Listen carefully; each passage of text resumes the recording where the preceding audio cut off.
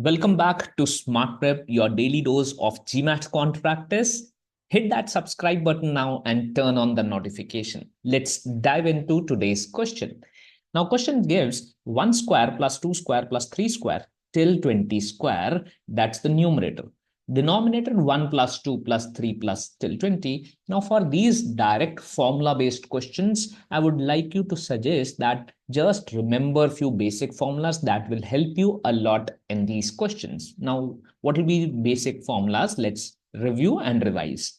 Let's say the first sum of first n natural numbers, 1 plus 2 plus 3 till n. The formula that is n into n plus 1 divided by 2.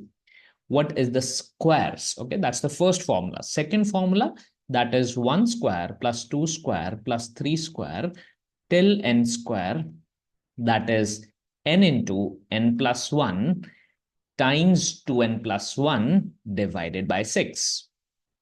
Sum of cubes of first n natural numbers, that is 1 cube plus 2 cube plus 3 cube, right, till n cube, that is n into n plus 1 divided by 2 whole square. So these are the three basic formulas which you should know that will actually help you do the direct questions like these, right? Let's now start with the question. Now, what's the question? That's the numerator, 1 square plus 2 square till 20 square. That means we'll apply the second formula.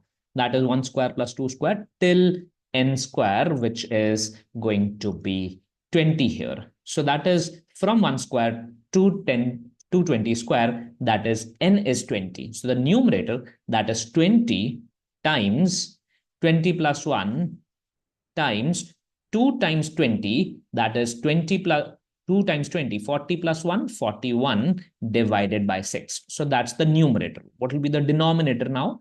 That is 1 plus 2 plus 3 till 20. That is the first formula.